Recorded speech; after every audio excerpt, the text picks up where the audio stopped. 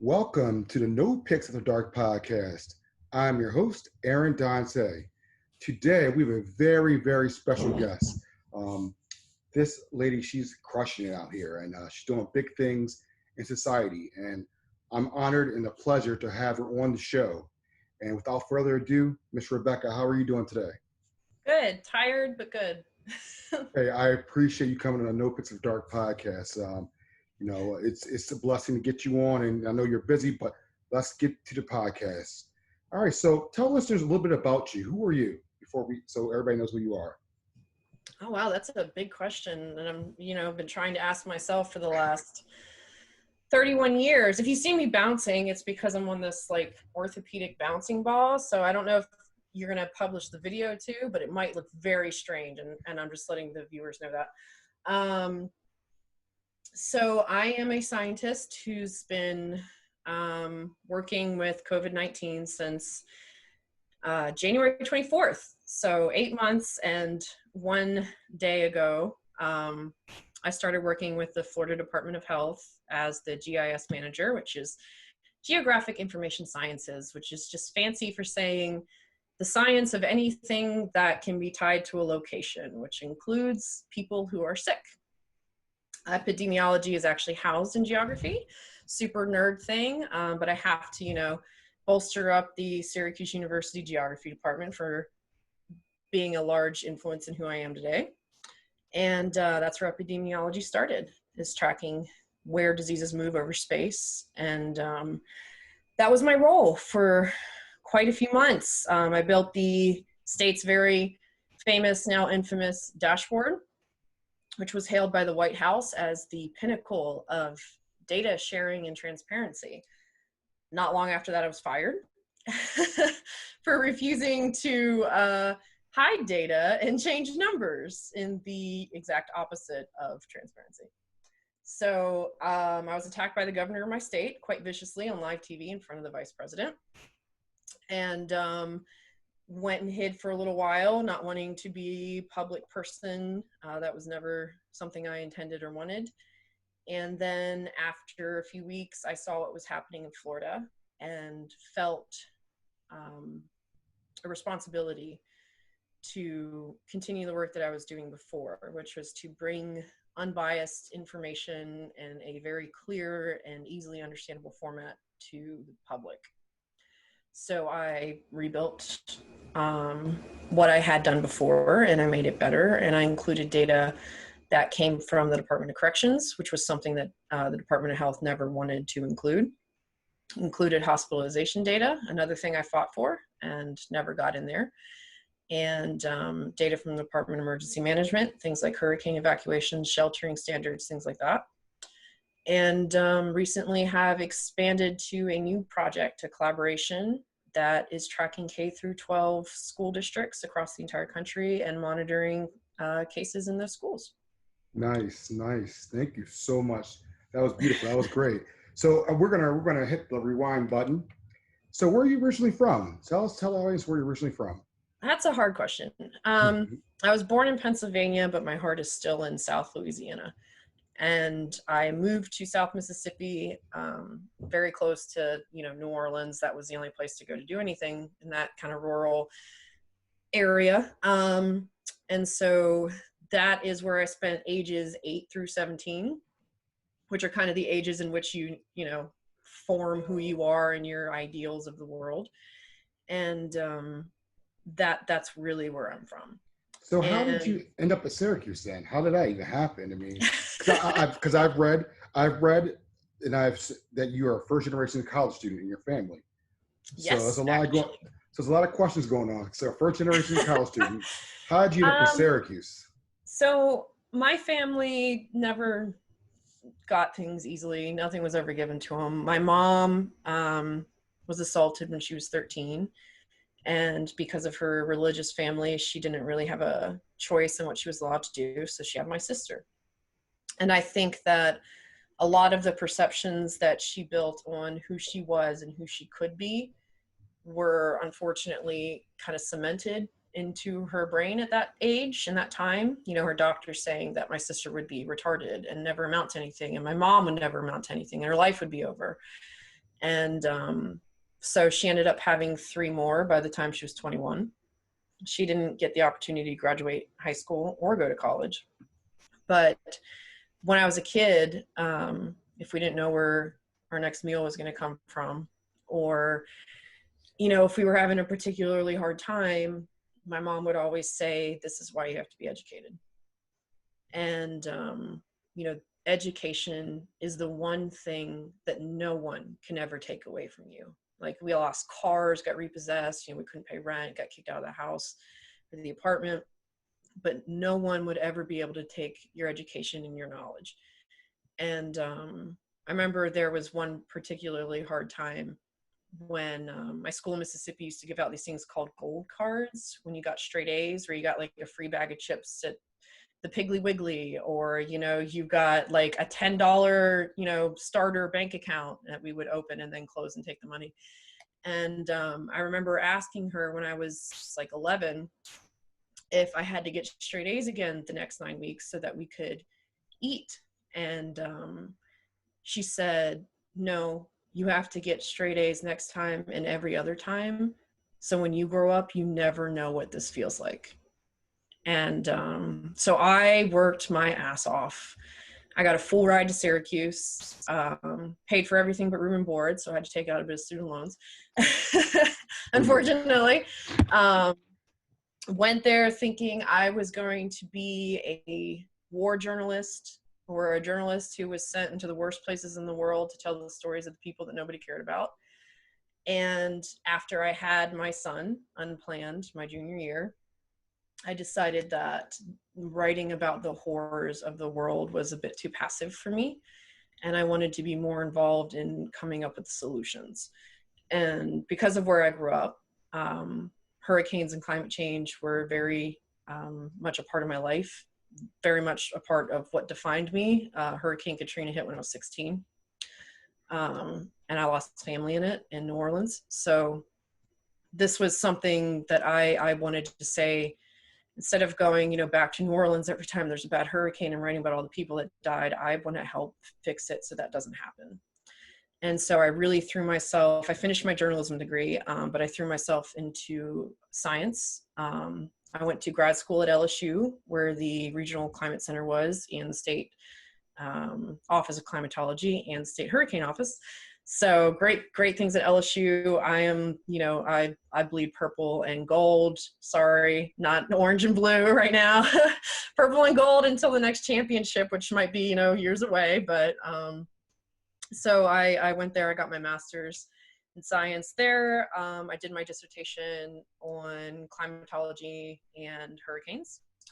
Came to Florida to do my PhD at Florida State. And the same thing, paleotempestology, the historical study of hurricanes over time. I know it sounds really churched up, but it's just studying how storms change when the air changes. And I was finishing my coursework when I needed a job to pay the bills, and took a job at the Department of Health doing environmental health issues. So that's how I got wrapped into this. Wow. Hey, you just blew my mind right there. So, I mean, like, cause I've heard other interviews you've been on, and I never heard that side. And that's what I really wanted to get to, understanding your flight, your story, the real story, how you got to where you are now. I'm being sentimental today. I felt kind of down the last few days. Just, there really should be a federal program to track schools. There should be a facility within every state, at least at a minimum, that does that, and there's not. And so I've been basically crowdsourcing data about cases in schools, particularly in Georgia and Mississippi, which have been open now for 3 weeks. And it's been really rough to see how everything that everybody thought would happen happened, and yet everyone's acting surprised. And there's no tracking or accountability. And it's making me a bit depressed today. So I'm sentimental and thinking about my life and how I got here. So hey, we're going to walk through that. We're going to walk through all that. I like that. I like that you really explained about how you got to where you are. And the Florida the COVID dashboard that she created, I'm out of Baltimore, so John Hopkins is here. I Yeah. read something about that you came up here and learned, or how did you learn with work with John Hopkins to get a dashboard running up in the state of Florida? How did that come about? So I didn't actually want to do that. I felt like that was plagiarizing. I shared the John Hopkins dashboard with leaders at the Department of Health here in Florida on January 23rd, the day it was launched. Being a person who's professionally involved with mapping, it was something I immediately heard about, through the networks of people I know.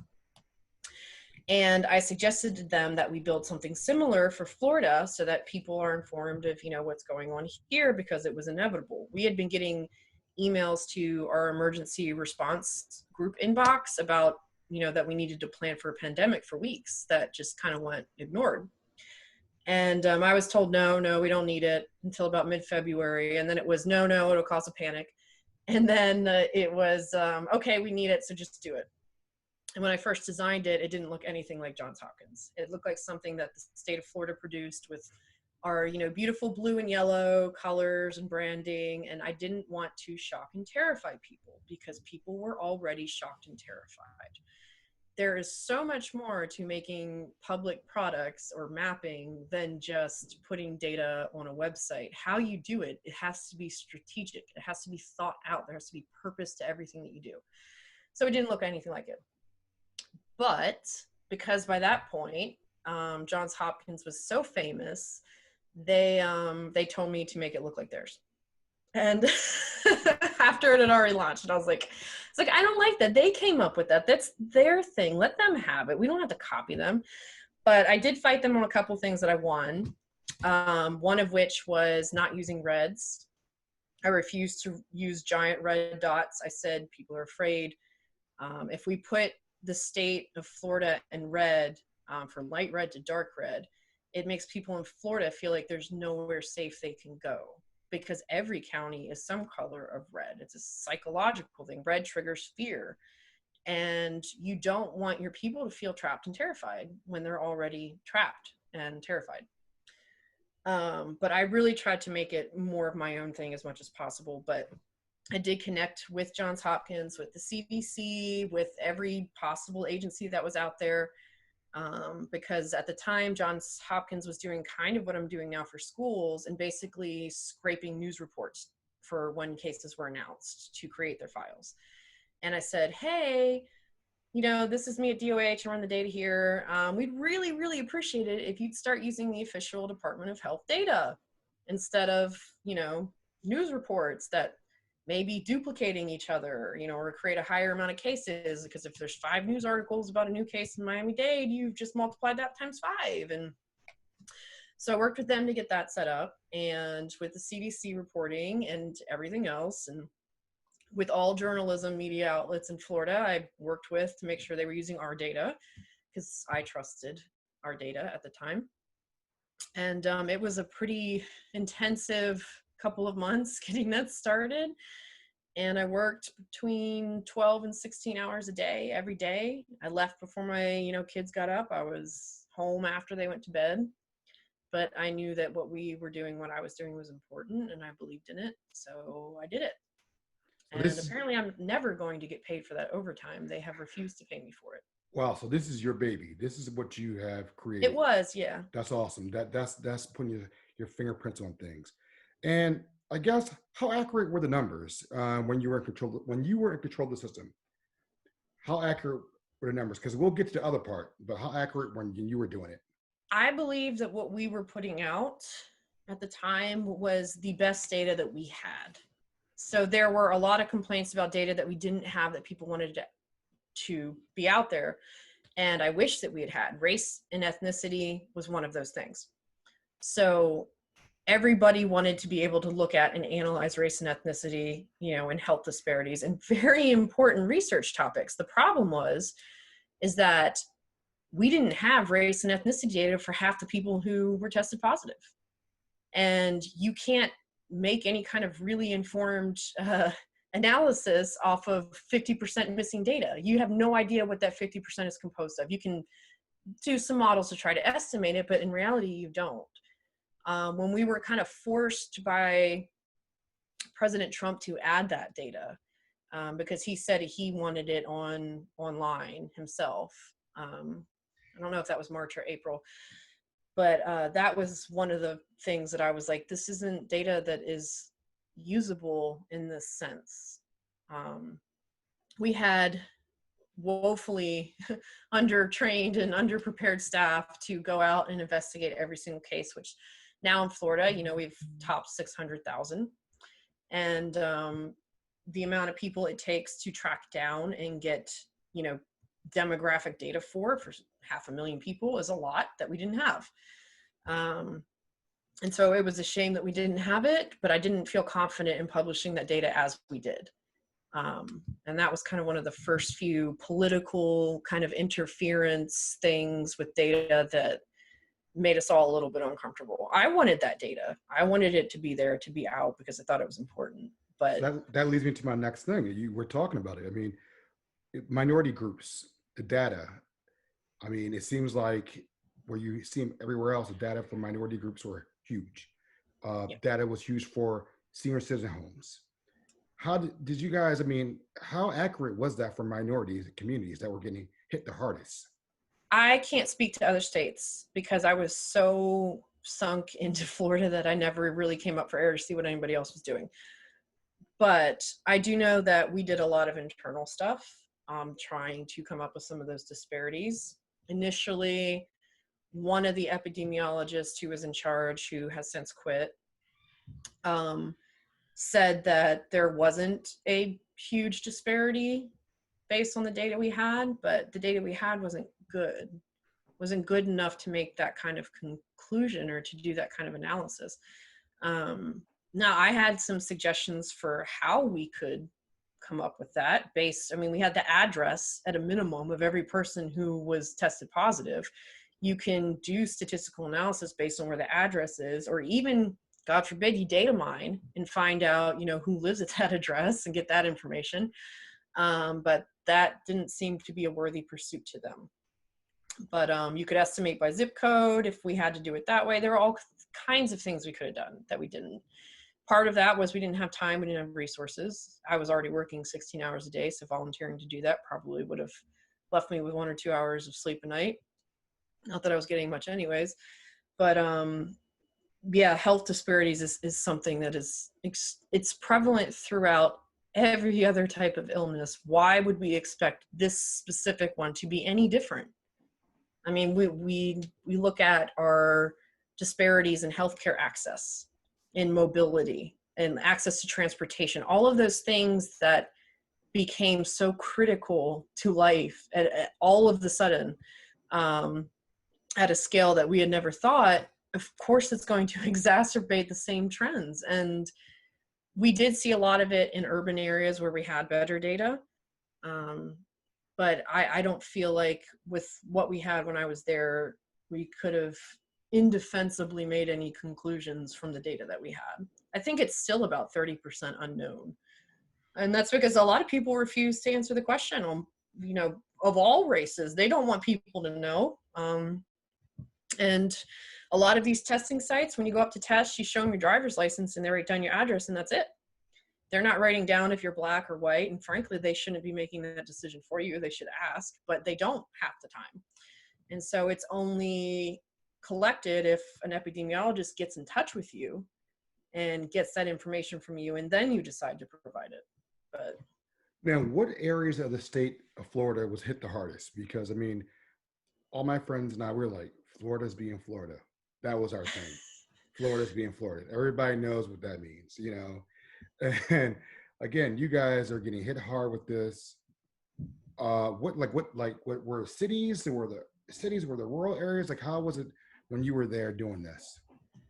So this kind of comes back to that health disparities issue. Obviously, a more densely populated area is going to be more conducive to spread. But at the same time, if you think about a rural community where you, let's say, have one grocery store in a county, every single person in that county has to go to that grocery store, so that becomes a hotspot for contagious. And the healthcare disparities vary not just across socio-demographic, it's also geographic. And a lot of these people in rural places died at home. That's a big difference between urban and rural conditions, is they would have had to drive 2 hours to a hospital to, if they felt they had a fever. So they didn't do it and they stayed home and they died. The number of people who died at home versus in hospitals is much higher in rural areas than it is urban. And that's data that DOH collects but doesn't publish, because I've seen it. And, but yeah, obviously having more people packed into a smaller place, into things like apartment buildings, is going to make it more likely to spread. But there's, again, it's really hard to say because they just don't have the information. It sucks because I want to be able to say definitively this X, Y, and Z happened. And there are people who have done that modeling to come up with those conclusions, but I am not one of them. I have not had the time. All right, so now we're getting to the nitty-gritty. I will say this. I have done some analysis regarding healthcare outcomes, not so much cases, but hospitalizations and deaths. And the percent of people who were had their racial, because if you die, we're far more likely to have your racial information than if you were alive, because that's usually on your death certificate. So that data is there for, I think, every single death that we have. And if you are under the age of 50, you are, I think, 4.5 times more likely to be a minority who died than you are to be white. And it's the reverse for over 50. So the majority of the people who we saw who were younger and died were disproportionately Black, to an extent that is reprehensible. Okay. So, $1 million question. And you've been asked this a million different ways. I'm just going to come straight at you on this. What happened? What happened with you, state of Florida, the governor? I saw what you said. You spoke about earlier about how the governors spoke very negative of you, and I was appalled by that, by listening to that. What happened? It was like a honeymoon, and then all of a sudden something happened. Explain to the listeners what happened. So I was their golden child there for a little while. The article in Syracuse came out where the Surgeon General himself was quoted saying, like, I'm blown away by, what she's been able to do with this data and presenting it to the public. There was an article that was from like the same interview series that also came out, being like, state of Florida is leading the world in what they're doing. My dashboard was listed as one of the top 5 in the world, actually, by the vendor who provides the software. And everything was great until it came time to reopen. And we shut down April 1st, I think it was, and we reopened May 4th.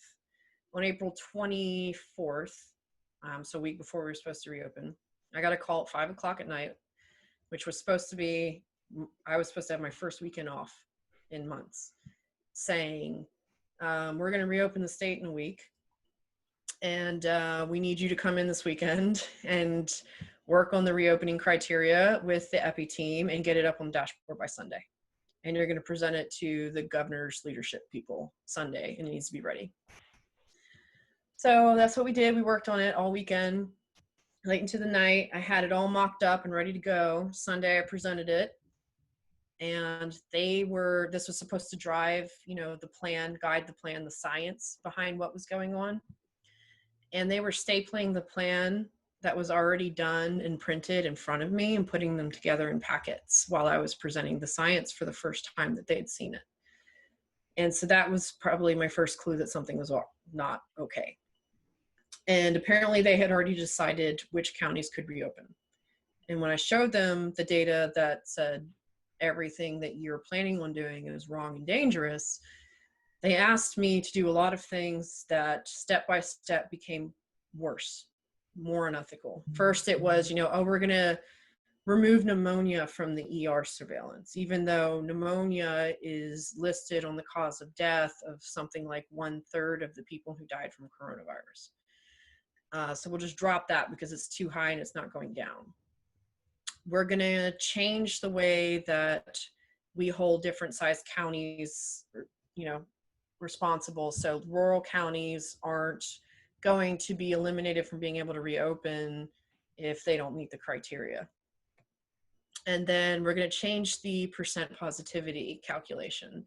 So instead of saying, this is how many people we tested who are positive today, divided by this is the number of people we tested today, which is a real percent positive over total tested, they decided to change it to new cases per day.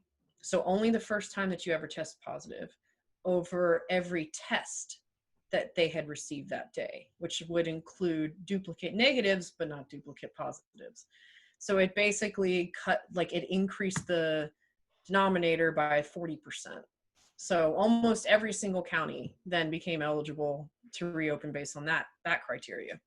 And then they changed it again to say, well, if it's not below 10%, but it's decreasing, then we'll let them reopen for if it's decreasing for 2 straight weeks. It doesn't matter if it went from 98 to 97, 96, that counts as decreasing. So they don't have to be below 10%.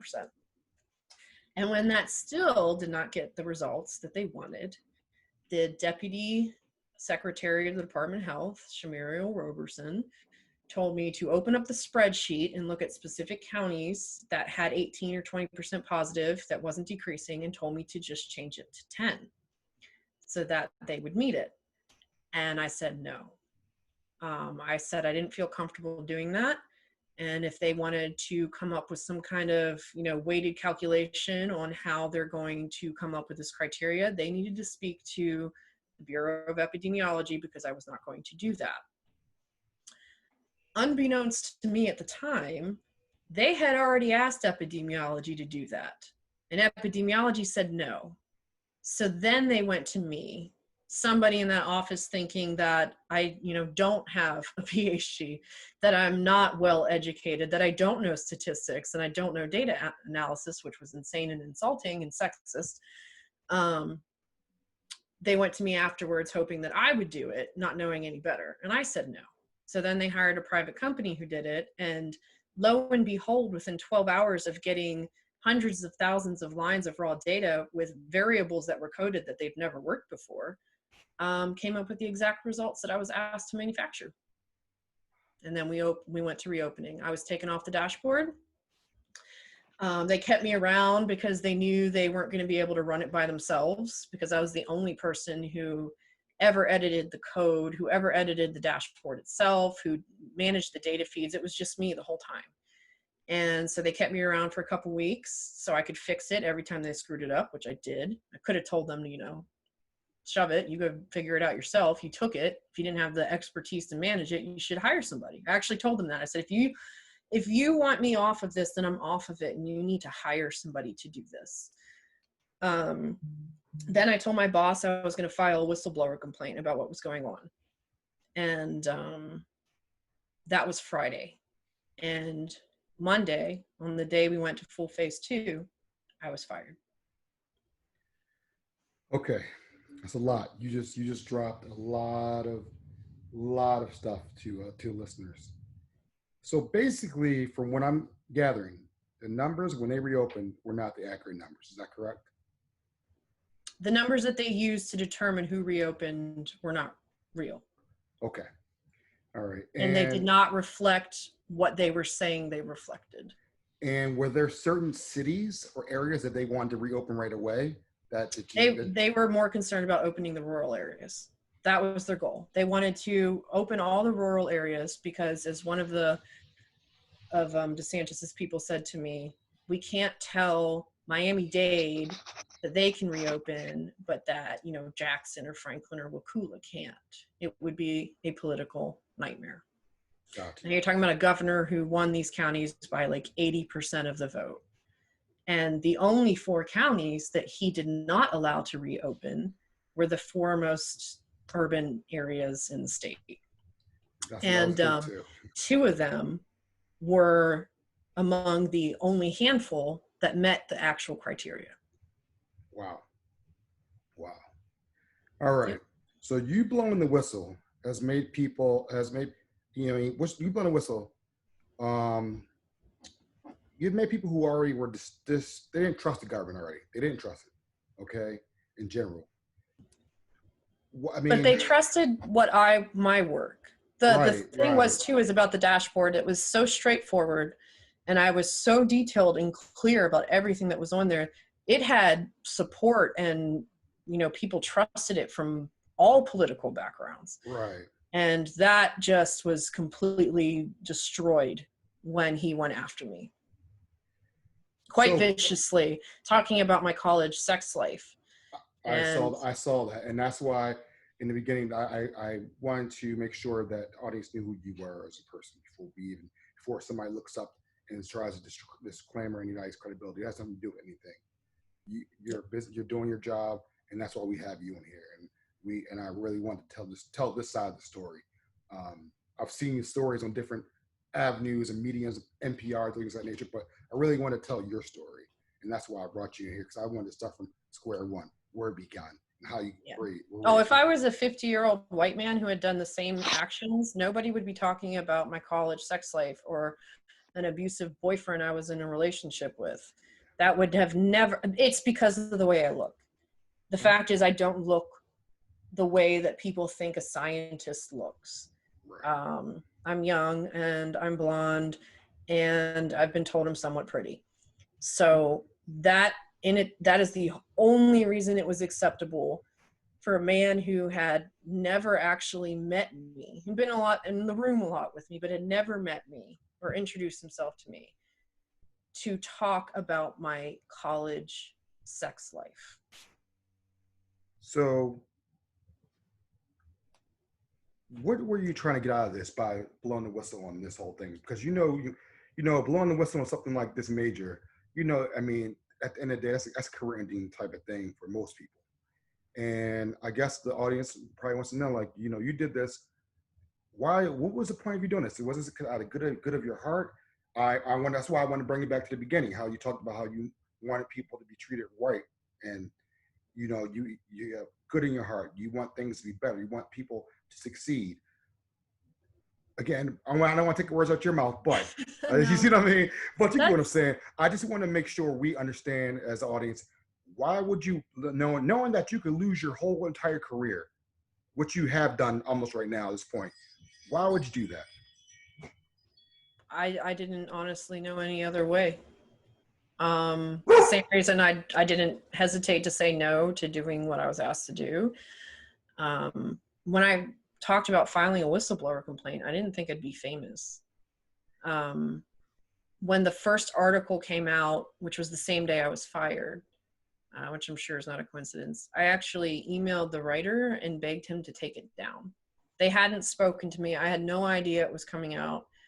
It wasn't actually about me being fired. It was about how I had been taken off the dashboard 2 weeks ago and how it hadn't been working since then. And the numbers were not consistent and they were changing, like past numbers and all this other stuff. And when that came out, the only reason I found out about it is because somebody else called me for a quote. And I had no idea what they were talking about. And I emailed him and I begged him to take it down. And he's since then been amazing and even tried to forward me job offers. And I think he felt bad because he did email me, but I didn't get it that morning. And begged him and I said, please just let me get a job somewhere else. Give me a week to, find something and get set up. And he rightly responded, well, if you're already getting calls about it, that genie's out of the bottle. Me taking it down is not going to do anything, and it's important news. So I hid actually for 5 days. I didn't say anything to anybody. I didn't do a single interview. My phone stopped working because so many press outlets were calling me at the same second. Some AP reporter showed up to my house and started looking through my windows and would park outside all day and take pictures. I mean, really crazy stuff. And I told my lawyers that a couple days after the whole sex life thing came up from the governor, that I wanted to issue like a written statement because I really didn't want to put my face any more out there than what it was. And I was, basically told, no, this is the kind of thing where it's gotten to the point where you need to say something. And so I spoke to Chris Cuomo for 4.5 minutes. And like I said, I disappeared again. I didn't want fame. I didn't want whatever this was. I didn't like it. It was horrible to my family. I had a job offer for 6 figures, which to me was like, it was barely 6 figures, but it was 6 figures to build an entire GIS network for a private consulting firm that was run by an SU alum who contacted me before this all happened. And when we were supposed to have our final kind of overview on the tech stuff, they just didn't answer the phone. And then told me afterwards that it wasn't something they wanted to do anymore. And I watched all my job prospects just disappear. And even though I had done this huge, successful, like nationally recognized thing, I was now too controversial to bring onto anybody's team. And that was certainly never something I wanted. But it happened, and eventually I had to accept that that was going to be a part of my story now. It wasn't something I chose. It wasn't something I'd ever force on anybody else, to be pushed from being a scientist who works at a state department of health and is no one, to become, you know, the #1 trending topic for like 5 days in the country. And I decided that I had to own it. And that if this was going to be a part of my story, then I was going to make sure that that part of the story was told right. And so that's what I've been trying to do. But Well, it's funny. I first heard about you, and going off a little bit, and I had Syracuse University friends hit me up to say, hey, check out what Miss Rebekah Jones is doing right now in Florida. And now you know how you see it, because at that time in the world was still, let's be honest, everything's slowed down. So you're like, oh, wow, this is Syracuse alumnus and whatever, all that stuff. That's pretty cool. And then, you know, maybe whenever May hit, that came on the news again. And I was like, that doesn't make sense. like, you know, like, it's like, I don't really understand this. So yeah, he was basically saying the person that we just publicly celebrated for creating this whole thing by herself is not a scientist and didn't do it and is insubordinate and right. Crazy sex person. Right. And that's and that's what I really wanted to come over. Is like, I don't care about what everybody does in their personal life. What you've done business wise and is needs to be celebrated, what you did for the state of Florida at that point. Then I had friends who, when your story was coming out and NPR, Medium, were like, Aaron, you got to reach out to her. You know, you have a voice. People listen to you. People know, like, because it's a growing podcast and it's being bigger and bigger. And I said, I don't know, you know, because again, you went through a lot of things, and I didn't want to be that random dude. Hey, what's up? You know, can I? Who are you? What are you about? Who are you? You know, and like I remember emailing you, and I was hitting send, like I don't know. So then I didn't hear anything back, and I understood. I understood because I understood your privacy, your life has been turned upside down, and I totally get it. You've done the media circuit, but I was like, you know what? I'm determined to reach out to her because the one connection we only do have, since you only bleed purple right now, which I get it, go Tigers, but I get what you're saying, but with Syracuse. And I even reached out to Syracuse alumni and said, hey, do you have contact information for her? And they're like, nobody can get it for me. I was like, damn, this is crazy. Like, she has a story to tell, but I feel like every time I heard NPR, it was a 7-minute story. Somewhere else is a 10-minute story. Like you said, Cuomo. I didn't see that one. 4 minutes. You didn't really have time to tell your story. Your story was from the beginning, how you were raised, how you were brought up, the straight A's. That's what shaped you as a person who you are today. And that's where I want to bring it back in.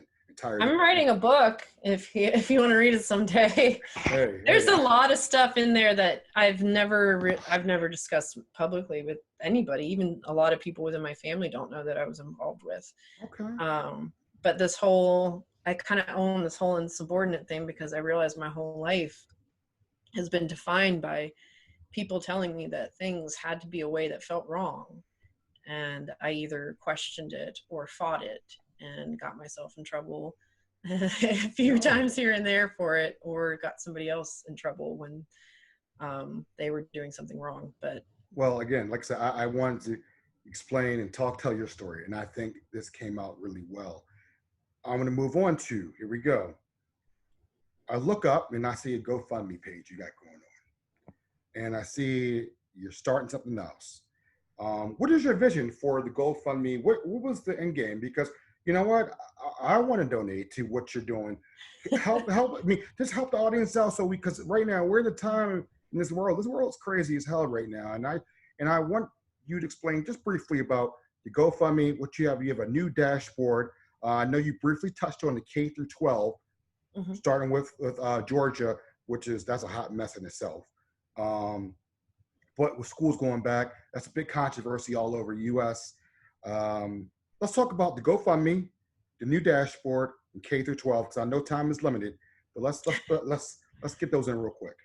So the GoFundMe was actually started by my sister right after I got fired, and it didn't obviously earn that much because there was a lot of controversy about why I got fired and who I was.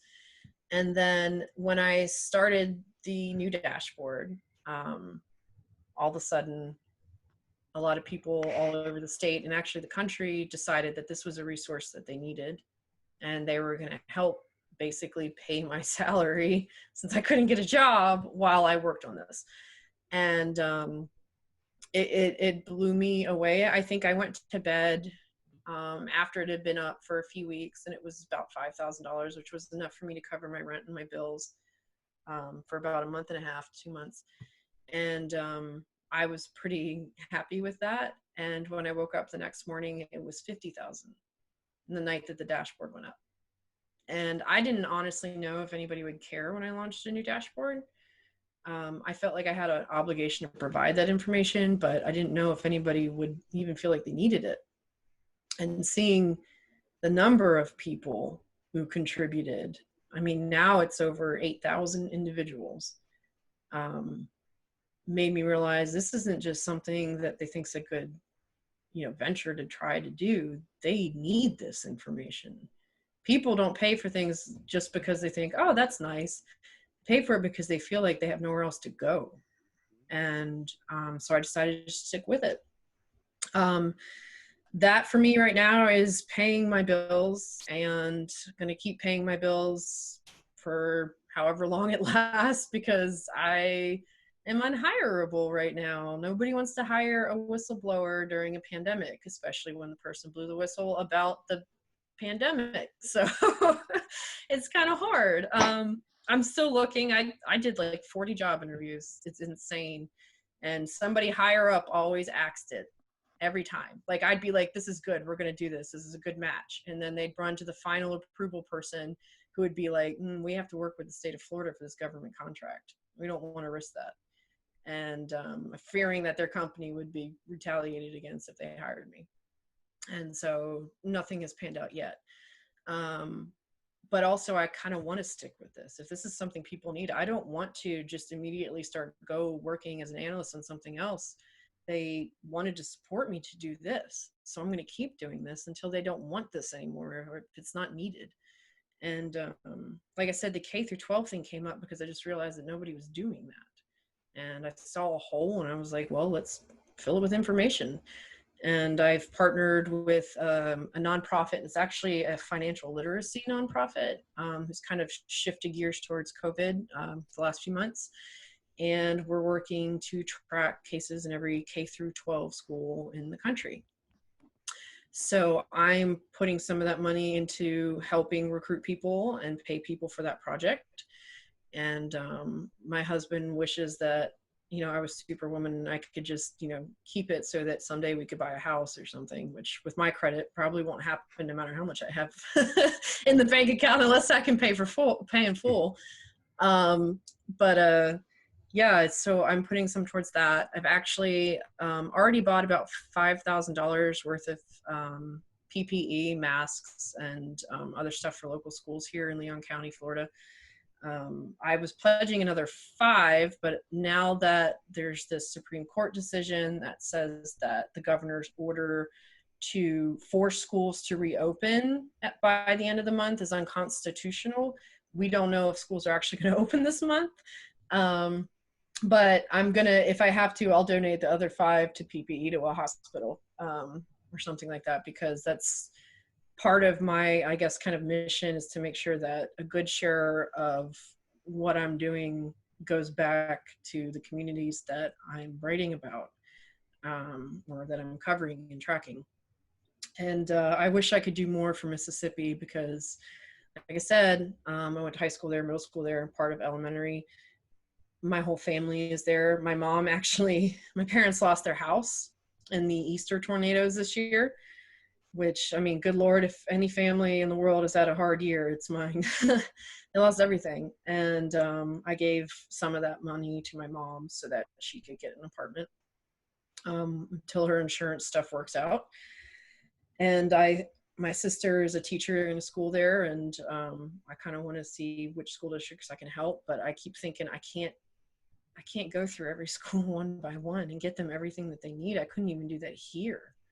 You know, there has to be some kind of larger call to action everywhere at the same time for that to happen. And the best way that I can do that is show people what's going on in all these schools in the states that everybody just tosses aside.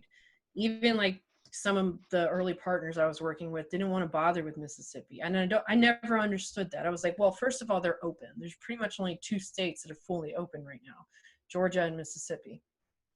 And they both opened up like the first week of August. And Mississippi is right now, as far as I know, the only state that comes out and says exactly how many cases they have in students and teachers in schools. They don't break it down to each school, which would be fantastic, but they do come out and they say that. And would be very easy to track because they do that. And these are rural, very poor areas. Some of the Delta, which is also uncoincidentally some of the highest rates of African Americans per capita in the country, don't have the option of online school because 40 or 50% of the school district doesn't have internet at home. You know, this is the kind of place where there is literally no choice but to go back to school. And that's where we should start focusing. But Mississippi's a toss away to so many people, you know, and it was to me for a long time too. I have to be honest. I hated growing up there, but yeah. So I'll add 3 more questions and then we will wrap it. We'll wrap it up. Because this is, I mean, you have blown me away with the knowledge of what you've been telling me, and I'm learning from all this because I didn't get this from any other interviews. First question, would you send your kids back to school knowing what you know? Yes and no.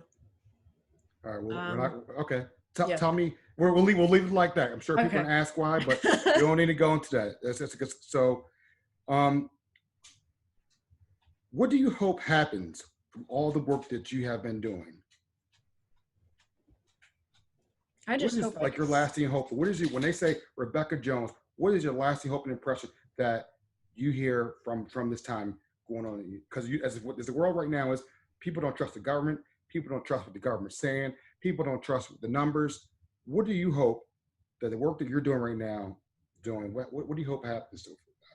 I hope that it empowers people to demand honest and truthful information that they are entitled to.